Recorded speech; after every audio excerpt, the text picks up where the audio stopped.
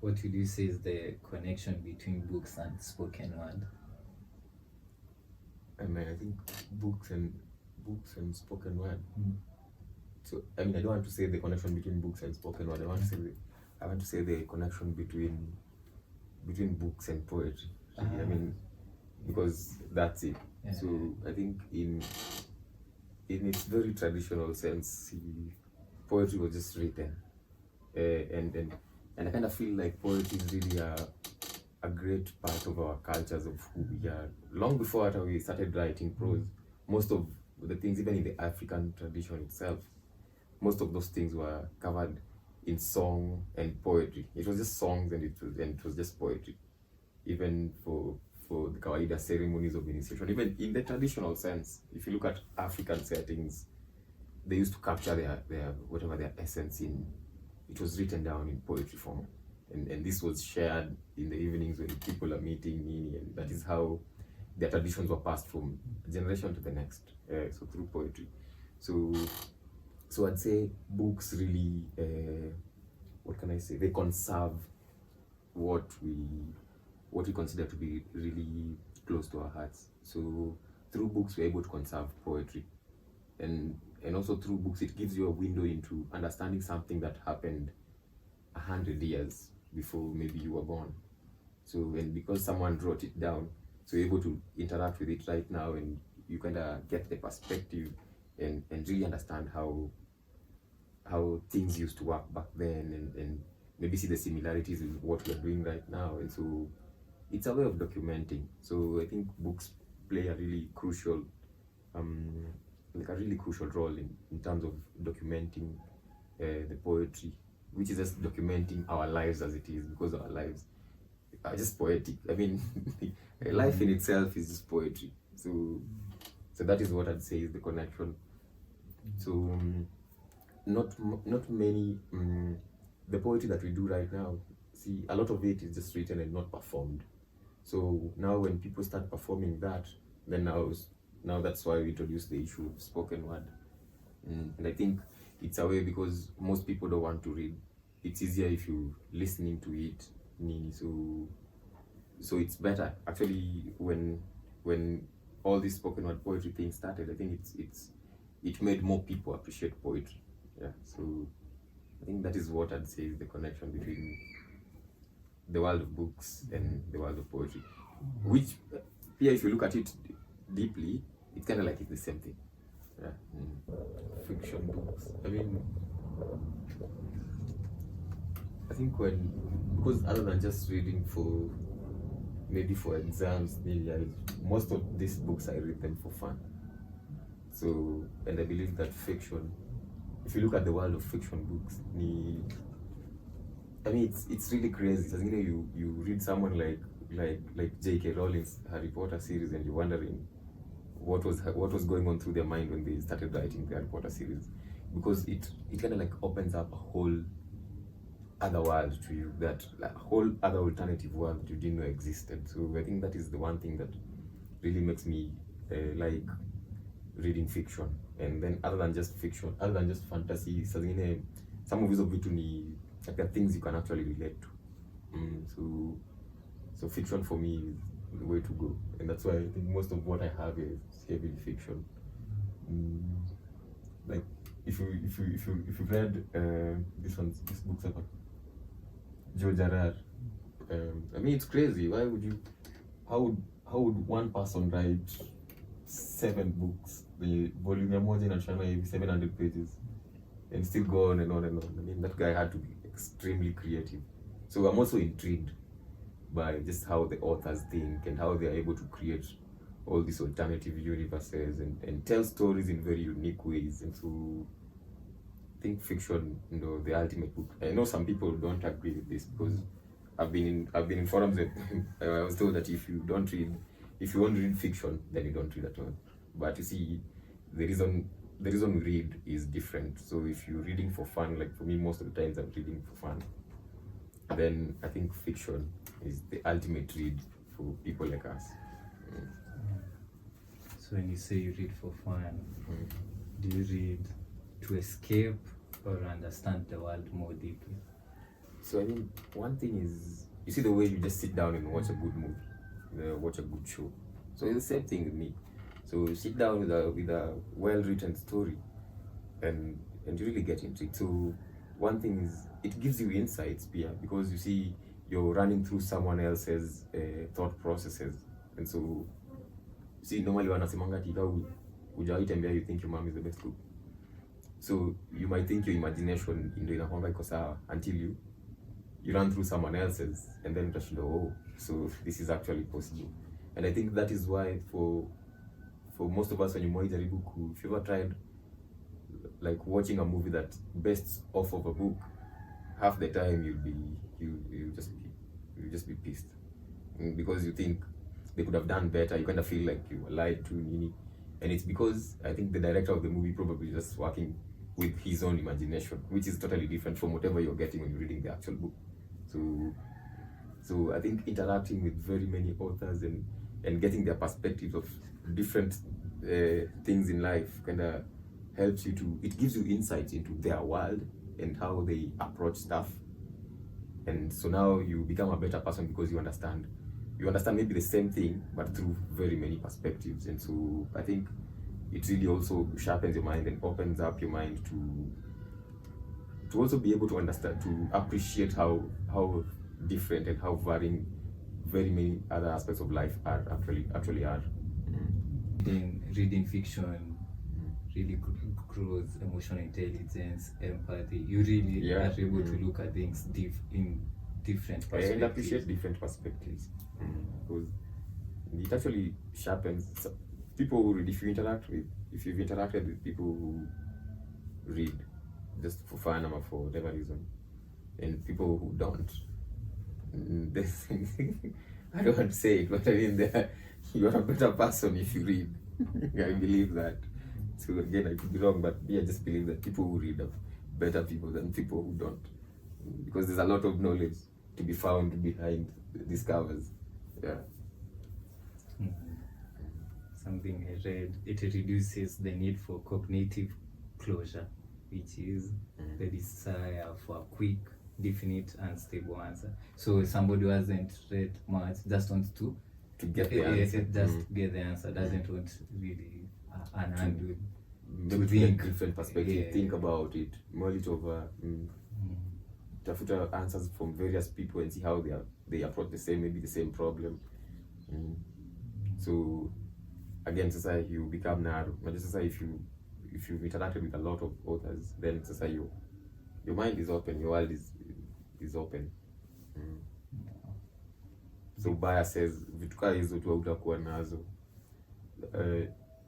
You see, there's a way, if you grew up in a homogeneous environment where it's just you, people from your own tribe are evil.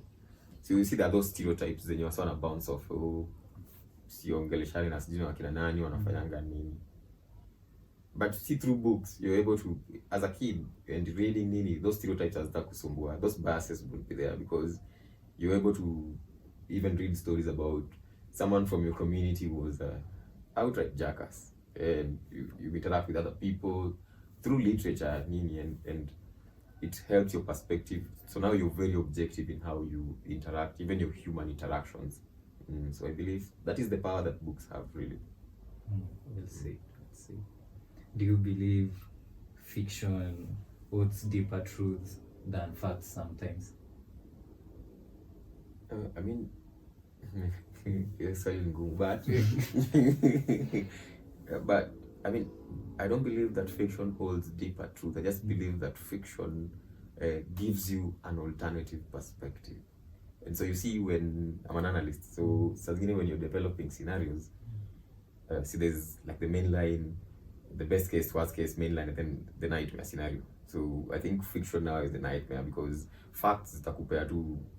I mean, data is good and facts are really good, but now that outside the box thinking is hiyo ndio inakonga ile kitu yenye ki happens sasa, inaweza kuwa na either devastating results, catastrophic, whatever, but that is the one thing that facts want to give you. And so that is now fiction in the world of books. That is now fiction because the author can just run with it and maybe that is just whatever is in their wildest of imaginations. So in as much as you think that shit like that would not happen, but when it does, what happens when it does? So I believe so fiction for me just offers you an alternative, like an alternative scenario, an alternative explanation, or maybe just a different way of looking at something. What shapes your beliefs more? Is it the books you read, people around you? I mean, I'd say it's a little bit of everything you've said, because I'm able to read about people's experiences in books, and I'm able also to observe them, maybe observe people and learn from who they are, how they approach life, how they do their things. You're able to learn from that, and then of course, but your environment, your upbringing, your experiences, they also shape your personality. So I'd say it's really a holistic thing. It's not that one thing might really shape your character. It's all of these things pamoja. How do you balance when to use this knowledge that you have, or when to just go with the flow, like your own feeling? No, I mean, it will depend with this, with whatever situation we are talking about. Because you see, let's say a book like the Bible. The Bible, najua Kristo atakangi tukiongelelea, but you see, the Bible in itself ni kama like a manual on how people should live. The 10 commandments, you're supposed to do this. But again, if you look at just how human beings should live with each other, inherently there's a lot of there's a way you can just teach a kid to be a good person bila kumwambia ati maybe when you die you go to hell and unachomeka for the rest of your life. So you see, so that kid grows up akijuanga that being a good person, not for any other reason, you're just being a good person because human beings are supposed to be good people. Si ati umeambiwa ati kuna hellfire na kugojea mahali. So I'd say again, pia there kuna guidelines pia zinasaidia, that inspiration that you can draw from a book like the Bible. So I think saa zingine tu you have to strike to balance. So you maybe the knowledge you have, maybe you've read somewhere ama nini, and that is why me I'm a fan of just reading widely. So you get from this perspective, nini. So when you augment all this plus maybe your experiences, you're likely to make a more rational decision for whatever situation you found yourself in. What does a well-lived life look like according to you? I mean, a well-lived life for me would be, because then let me just say this, because I think for most of us, once you graduate campus, maybe you start a family, probably we stop living. So tuna operate to until sasa ile kwenye take your last breath and then you're buried. But for me a well-lived life would be like you appreciate life, like you get to live your life. So that's why I'm always saying that people should have hobbies, like vitu tu zinafanya una smile, unaona. So for me a well-lived life would be ile yenye kwanza you're in harmony with yourself kwanza. Unaweza kuwa wewe kwanza wewe peke yako uko na issues. So first you need to be comfortable with yourself, and then be in harmony with people around you, be in harmony with nature, and do the things you love. Na pia unajua hiyo the ability to like impact other people around you through just how you live your life.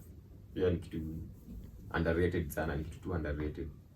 So for me that would be it, yeah, to be in harmony with the people in your surrounding, to be able to impact people, but also endeavor to live life every day. Issue. Just explained it how easy. Is there another you wish more people read? I mean, I've been reading random books since I was like 5 years old, and I'm always kila siku na discover new authors when you're intrigued. So I mean, there are very many authors out there. I mean, it's a world of 7 billion people. I believe kuna 7 billion authors kwa hii life. So what I can say ni ati people should just endeavor to read more, because niko sure hata kusema wale published authors ni wangapi in the world, and how many have you interacted with their works? So I believe kitu yote yenye imeandikwa you can get your hands on, we soma. Books are amazing. I wouldn't want to give people like a prescription ati wasome sijui George R.R. because clearly that is who I love. Labda mimi napenda kusoma Dan Brown. But a good book is a good book. And there's someone like Chimamanda. When I read this Half of a Yellow Sun the first time, so I went nikanunua hii Americana, was her second book. And then she's a really good author. She's Nigerian. But along the way akaanza kuandika vitu zenye si agree nazo. Unaona? Doesn't mean that sasa nikipata work yake yenye ni crazy ati sisomi. Ni vile tu whatever she was writing initially tu ni kitu nilikuwa nyanibamba.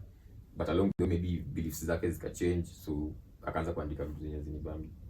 So that one can always change, but people should just read. So with the last statement, do you think you can separate the art from the artist?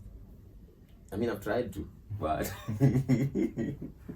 I've tried to. So your judgment gets clouded. I would say it, but you see, there's something how you look at someone. I mean, you should endeavor as much as possible to separate the art from the artist, and I think that is why Akina Frida McFadden. There's a friend of mine called Vicente De Paul. Used to work with him. He writes books, but that is not his real name. That is his ghost persona. So the reason some of these authors they opt to do that, so that they can separate who they are from whatever they write. But ideally, I think in an ideal world, you should be able to separate the art from the artist. But you see, along the way, people start looking at you different, so you kind of think you're a freak. Someone like McFadden, the reason she hides near people read whatever she writes now, and Mama sawa. What's wrong with her? Is she alright? No. Because along the way, I think your character, you live your character. That is what people interact with, so that is what they know. So it's really hard for people who interact with your content to separate you from the person that you are. So hata kuita na ile jina yako yenye umeficha, hata kuita na hiyo ghost name yako. So because that is the person they know. So it's ni murky area around up. But ideally, people should be able to separate those two. Military medals. So this one I was training with guys from India. And walinipea hii painting pia. And then hii 101 intelligence squadron na hii pia 102nd intelligence squadron ni GPC cell ya US Army. So pia kuna vitu tunafanya na wao. So the game hata hizo mapatch